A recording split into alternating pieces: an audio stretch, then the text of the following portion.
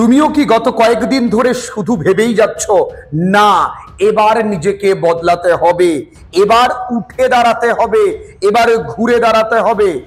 শুধু ভাবাই সার, কাজে তুমি সেই এক জায়গাতেই পড়ে আছো, শুধু একটাই কাজ করছো, আজ থাকুক কাল থেকে দুনিয়া বদলে ফেলবো। তুমি এই কথাগুলো শোনার পর হয়তো একটু চমকে উঠে বসে পড়বে, কারণ তুমি মোবাইলটা শুয়ে শুয়েই দেখছিলে। তুমি দেখতে পাচ্ছ তোমার চোখের সামনে দিয়ে একই এনার্জি, একই সময়কে কাজে লাগিয়ে তোমার সামনে কেউ বেরিয়ে গেল, কেউ ভালো রেজাল্ট করে তার বাবা মাকে প্রাউড ফিল করিয়ে নিজেকে সমাজে সুপ্রতিষ্ঠিত করলো। তুমি সেই ব্যক্তি, অন্যের বাড়ি গাড়ি সফলতা দেখে তোমার মনেও ঈর্ষা হয়, তোমার মনেও সেই চাহিদা তৈরি হয়, কিন্তু ও কিভাবে পরিশ্রম করেছে সেটা জানার ইচ্ছে হয় না। তুমি সেই ব্যক্তি, সে নিজেকে বহুবার বলেছো তোর দ্বারা হবে না, কারণ তুমি ভয় পাও তোমার নিজেকে তুমি প্রমাণ করতে। তুমি সেই ব্যক্তি, যে ব্যক্তি নিজেকে হেরে যেতে সাহায্য করেছো, কারণ তুমি জানো একবার চাইলে তুমি পারবে। তুমি এইভাবে গোটা বছরটা শেষ করে ফেলবে। আর এখন তো সেমিস্টার সিস্টেম, এখন এই সেমিস্টার সিস্টেমে পড়াশোনায় সময় বড্ড কম, হাতে সময় একেবারে নেই বললেই চলে। এখানে প্রত্যেকটা দিনকে আমরা কিন্তু সঠিকভাবে ব্যবহার করব। আরে আমাদের হাতে সময় মাত্র 24টা ঘন্টা, যদি 3টে ভাগে ভাগ করি আমরা সময় পাই 8। এই 8 ঘন্টা আমরা ঘুমোতেই চলে যায়, এই 8 ঘন্টা আমাদের আরো পারিপার্শ্বিক কাজ, আর এই 8টা ঘন্টা আমরা আমাদের নিজেদেরকে তৈরি করব। আমি আমার জন্য খাটবো, পড়াশুনোটা আমার, আমি কাউকে কোনো কিছু দেখাতে নয়, আমি আমার ফিউচারের জন্য, আমার নিজের ভালোর জন্য। যেমন আমি ভাত খাই নিজের খিদে নিবারণের জন্য, যেমন আমি জল খাই নিজের তৃষ্ণা নিবারণের জন্য, যেমন আমি সুন্দর পোশাক পরে নিজেকে ভালো দেখানোর জন্য, তেমনই আমি ভালো পড়াশুনো করব নিজেকে প্রতিষ্ঠিত করবার জন্য। এটা যবে মাথায় ঢুকবে তবে আমি উঠে দাঁড়াতে পারবো, তবেই আমার লড়াইয়ের ময়দানে আমি জিততে পারবো। আমি এটা কেন বুঝি না, এই তো সামান্য একটা পরীক্ষা, এই পরীক্ষায় ভালো রেজাল্ট করা শুধু একটা জিনিসের উপর নির্ভরশীল, সেটা হলো কনসিস্টেন্টলি পড়াশুনো করা। এই 8টা ঘন্টা, এই 8 ঘন্টা খাটতে পারলে আগামী 40টা বছর আমি এবং আমার গোটা পরিবার নিশ্চিন্তে থাকতে পারবে।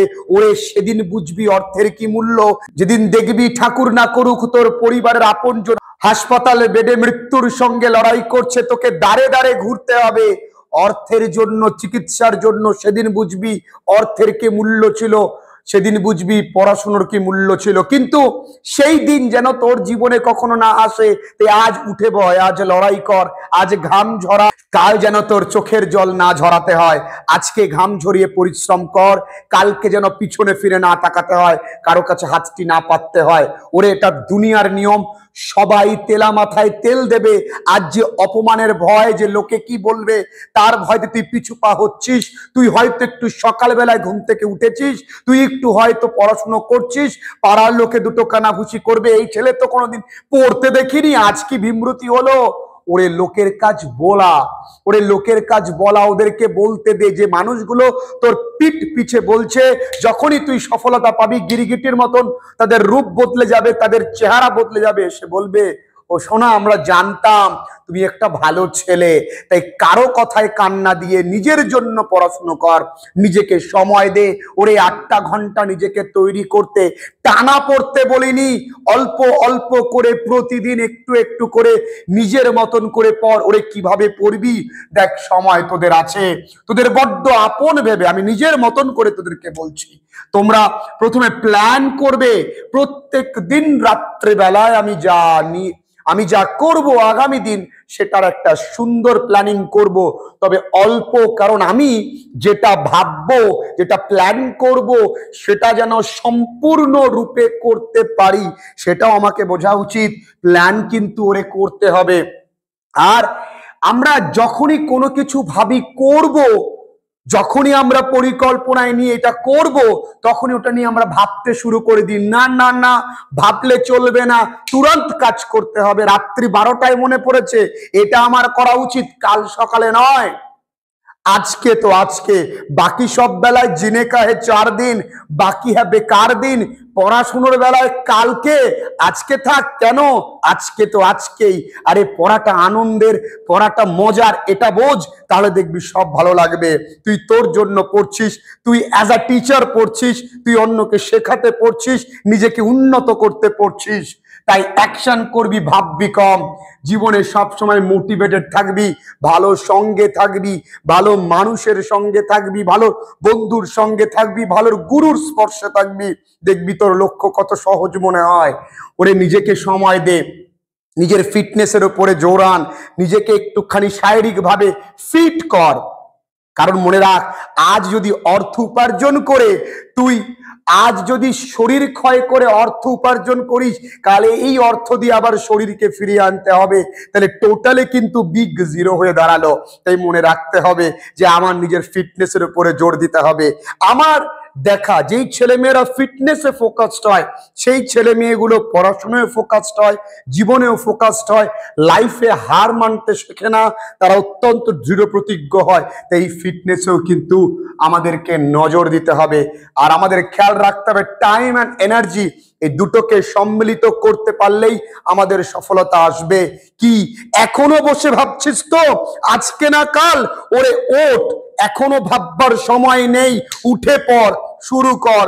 ওই খাটে বসিস না, ওই বালিশ নিয়ে বসিস না, টেবিলে যা। টেবিল না থাকলে খাটের উপরে বইটা নিয়ে বয়, চেয়ারটাকে পাশে রাখ, চেয়ারের উপরে বসে খাটের উপরে বইটা রেখে পড়তে বয়। ওরে বাবা মা অবাক হয়ে যাক, এই ছেলের কি হলো, এই মেয়ের কি হলো, হঠাৎ পড়তে শুরু করলো কেন? ওরে আমার বহু ছেলে মেয়েরা তাদের নিজের জীবনকে বদলে ফেলেছে, তারা অনলাইন ক্লাসেস করে নিজেকে ভালো জায়গায় নিয়ে গেছে। তোরাও পারবি, কেন পারবি না? এখনো চাইলে তোদের জীবন বদলানো যায়। তুই পড়তে পারিস ক্লাস 9-এ, পড়তে পারিস 10-এ, পড়তে পারিস 11 ফার্স্ট সেম, পড়তে পারিস 12 থার্ড সেম। তুই যেইখানে পড়িস এখনো সময় আছে নিজেকে বদলাবার। কোনো কিছু ইম্পসিবল নয়, কারণ ইম্পসিবল বলে পৃথিবীতে কোনো শব্দ নেই। ইম্পসিবল নিজে বলে আই অ্যাম পসিবল, আমি সম্ভব। তুই কেন বলছিস? এখনো ভাবছিস? ভাববার নেই, কাজ করতে হবে। শুধু ভাবলে চলবে না, শুরু করো কাজ, তুমি পারবে। আর যা শুরু করেছো এর শেষ দেখে ছাড়বে, অত ভাববার কিছু নেই। শুরু যখন করেছি শেষ দেখে ছাড়বো। ভালো থেকো।